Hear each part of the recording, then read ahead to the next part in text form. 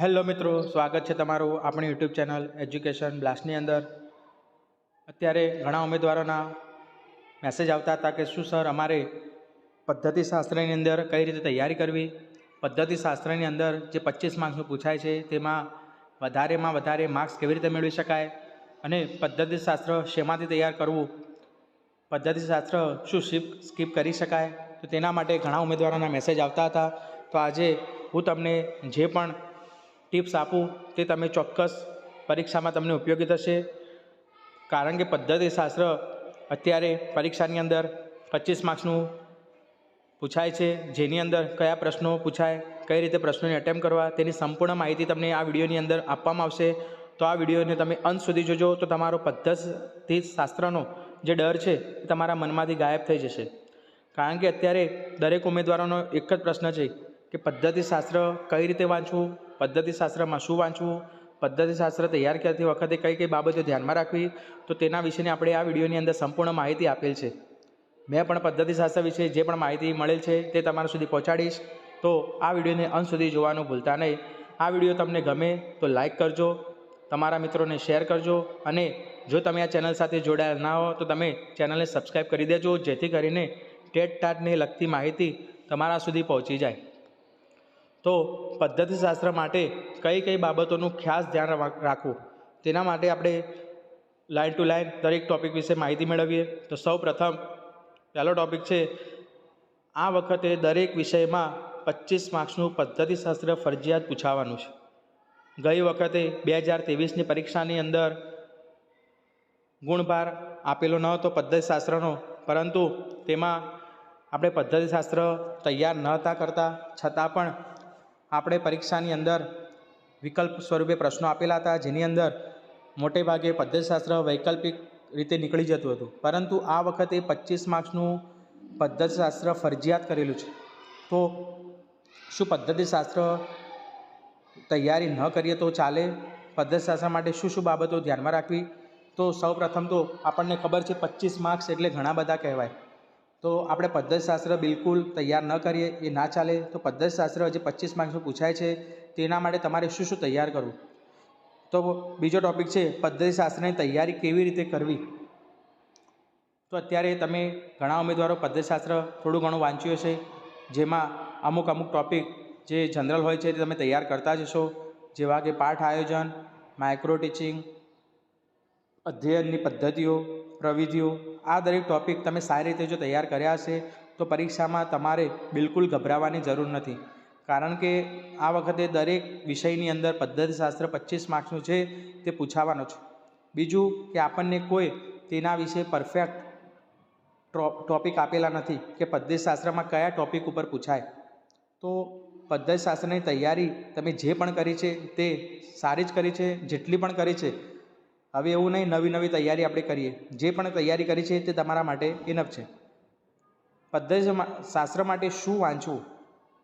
તો મારા રેન્કરના અનુભવના આધારે હું એટલું કહીશ કે 25 માર્ક્સનું પદ્ધતિશાસ્ત્ર જો તમે વાંચો છો તો તેમાં તમારે ખાસ કરીને પાઠ આયોજન હોય, માઇક્રો ટીચિંગ હોય, અલગ અલગ પદ્ધતિઓ હોય, શિક્ષણને લગતી પ્રવિધિઓ હોય, આવા ટૉપિક ઉપર તમારે વધારે ભાર આપવો। કારણ કે આ વખતે દરેક વિષયની અંદર પદ્ધતિશાસ્ત્ર પૂછાવાનું છે। તો દરેક ટૉપિક ઉપર જો તમે આ રીતે જે કોમન ટૉપિક છે તેના ઉપર વધુ ભાર આપશો તો તમને ચોક્કસ ફાયદો થશે।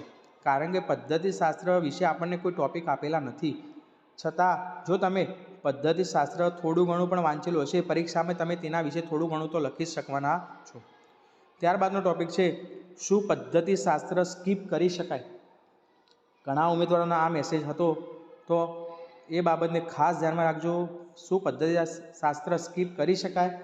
તો મારું મંતવ્ય એવું છે, હું મારા રેન્કરના અનુભવના આધારે કહું છું, પદ્ધતિશાસ્ત્ર સંપૂર્ણ તો સ્કીપ ના કરી શકાય, પરંતુ તમે જેટલું પણ તૈયારી કરી છે તે તમારા માટે પૂરતું છે। જેમાં કે જે કોમન ટૉપિક છે, જેવા આપણને ખબર જ હોય કે આ પદ્ધતિશાસ્ત્રના દરેક વિષય માટે કોમન ટૉપિક છે, તેવા ટૉપિક જો તમે કવર કરેલા છે તો તમને પરીક્ષાની અંદર 25માંથી 15 આસપાસ માર્ક્સ તો તમને એમાં મળી જશે। તો મારા ખ્યાલ મુજબ, કારણ કે પેપર 200 માર્ક્સનું છે, આપણે 140થી 150 માર્ક્સ લાવી દઈશું તો આપણા માટે ખૂબ જ સેફ છે। હવે જો તમે 25 માર્ક્સનું પદ્ધતિશાસ્ત્ર તૈયાર નથી કરતા તો વધેલા 175 માર્ક્સની તૈયારી તમે સારી એવી કરી હોય તો તમે સંપૂર્ણ સ્કીપ કરી શકો છો. પરંતુ થોડું ઘણું તમે પદ્ધતિશાસ્ત્ર વાંચેલું હશે, જે કોમન ટૉપિક છે તે, તો તમને પરીક્ષાની અંદર એમાંથી 25માંથી 10થી 15 માર્ક્સ તો મિનિમમ આવવાના જ છે. તો મારા ખ્યાલ મુજબ તમે સંપૂર્ણ પદ્ધતિશાસ્ત્ર સ્કીપ કરતા નહીં. થોડું ઘણું જે તમને મળે, જ્યાંથી મળે, યુટ્યુબ પરથી મળે, કોઈ એકેડેમીના અંદરથી મળે, જે પણ મળે તમને તેના વિશે થોડી ઘણી માહિતી તમારે હોવી જોઈએ. પરીક્ષાની અંદર તમે થોડું ઘણું એના વિશે લખી શકતા હોવા જોઈએ. ત્યારબાદનો ટૉપિક છે પદ્ધતિશાસ્ત્ર વિષય વાઇઝ કરવું કે જનરલ પદ્ધતિશાસ્ત્ર કરીએ તો ચાલે. આવા પણ મિત્રોના મેસેજ હતા. તો મારું માનવું તો એવું છે કે તમે વિષય વાઇઝ પદ્ધતિશાસ્ત્ર કરવાને બદલે જો તમે જનરલ પદ્ધતિશાસ્ત્ર તૈયાર કરશો, આ વખતે દરેક વિષયની અંદર પદ્ધતિશાસ્ત્ર છે, એટલે મારા ખ્યાલ મુજબ આ વખતે મોટે ભાગે જનરલ પદ્ધતિશાસ્ત્ર પૂછાય એવી શક્યતાઓ રહેલી છે, જેમાં પાઠ આયોજન હોય, માઇક્રો ટીચિંગ હોય, અલગ અલગ પદ્ધતિઓ હોય, પ્રવિધિ હોય, બીજા પણ અમુક ટૉપિક છે જે કોમન પૂછાતા હોય છે.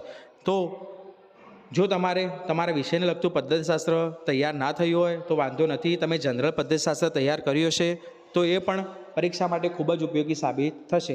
બાકી તમે પદ્ધતિશાસ્ત્ર ઉપર વધુ પડતો સમય આપશો, જેના કારણે 25 માર્ક્સના ચક્કરની અંદર તમારા બાકીના કન્ટેન્ટના 75 માર્ક્સ અને ગુજરાતીના 100થી વધુ માર્ક્સ તમે તેના અંદર ઓછો સમય આપો છો. કારણ કે વધુ પડતા મિત્રોના મેસેજ જ આવતા હતા કે સાહેબ પદ્ધતિશાસ્ત્ર કઈ રીતે તૈયાર કરવું, કારણ કે પદ્ધતિશાસ્ત્ર વિશે કોઈ ટૉપિક આપણને જણાવેલ નથી, શેમાંથી પૂછાશે, એટલે એનો સિલેબસ અનલિમિટેડ છે. ક્યાંથી પૂછાય, શું પૂછાય, કેવું પૂછાય તે કોઈને ખબર નથી. તો આપણી પાસે જે સિલેબસ લિમિટેડ છે, જેવો કે ગુજરાતી ગ્રામર, નિબંધ, ચર્ચાપત્ર, સંક્ષેપીકરણ, પત્રલેખન, સાથે સાથે તમારું કન્ટેન્ટ જે 75 માર્ક્સનું છે, જેમાં તમે 70+ પણ કવર કરી શકશો, પણ આની અંદર તમારી પાસે કોઈ મટીરિયલ નથી અને કોઈ ટૉપિક આપેલા નથી. તો કઈ રીતે પૂછાય, શું પૂછાય, કેવું પૂછાય આપણને ખબર નથી.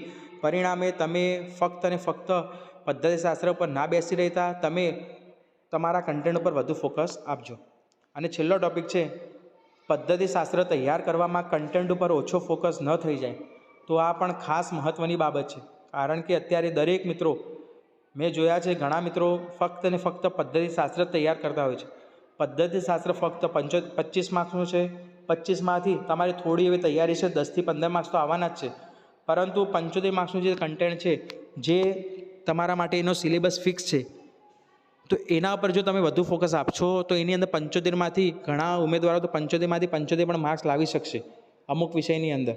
બાકી તમે 70, 65 આવા માર્ક્સ પણ લાવી શકશો.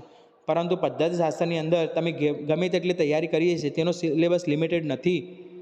તો તમે જે તૈયાર કર્યું છે પરીક્ષામાં ન પણ પૂછાય, અને પેલો તો 75 માર્ક્સનું જે છે એ પરીક્ષામાં 100% પૂછાવાનું જ છે. તો મારું મત મુજબ તમે કન્ટેન્ટ ઉપર વધુ ફોકસ આપજો. અત્યારે તમારી પાસે જે 4-5 દિવસ વધ્યા છે તેમાં પદ્ધતિશાસ્ત્ર પર ઓછો ફોકસ આપજો, કન્ટેન્ટ ઉપર અને ગુજરાતી ઉપર 175 માર્ક્સ ઉપર તમારે વધુમાં વધુ ફોકસ આપશો તો તમારે જે નક્કી કર્યો છે 140+, 150+ માર્ક્સ તે તમારે ચોક્કસ આવી શકશે.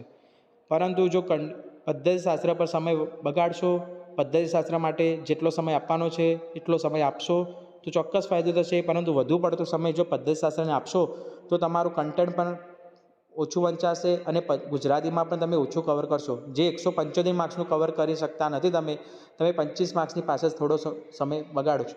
તો ચોક્કસ મારું માનવું તો એ જ છે કે તમે જનરલ પદ્ધતિશાસ્ત્ર તૈયાર કરો અને સાથે સાથે કન્ટેન્ટ અને ગુજરાતી પર તમારો ફોકસ વધારે હશે તો ચોક્કસ તમે આ પરીક્ષાની અંદર 140+ માર્ક્સ તમે આસાનીથી મેળવી શકશો. તો મિત્રો, આ પદ્ધતિશાસ્ત્રને લગતી જે માહિતી હતી તે તમારા સુધી મેં મારા અનુભવના આધારે પહોંચાડી છે. જો તમને આ ઉપયોગી માહિતી થઈ હોય તો તમે ચોક્કસ આ વિડીયોને લાઈક કરજો, તમારા મિત્રો સુધી શેર કરજો, અને તમે આ ચેનલ સાથે જોડાયેલા ના હો તો અત્યારે તમે આ ચેનલને સબસ્ક્રાઈબ કરી દેજો, જેથી કરીને આવનારી જે ટાટ HS અને ટાટ Sની અંદર જે પણ એને લગતા પ્રશ્નો હોય, જે પણ માહિતી હોય તે તમારા સુધી પહોંચાડવામાં આવશે.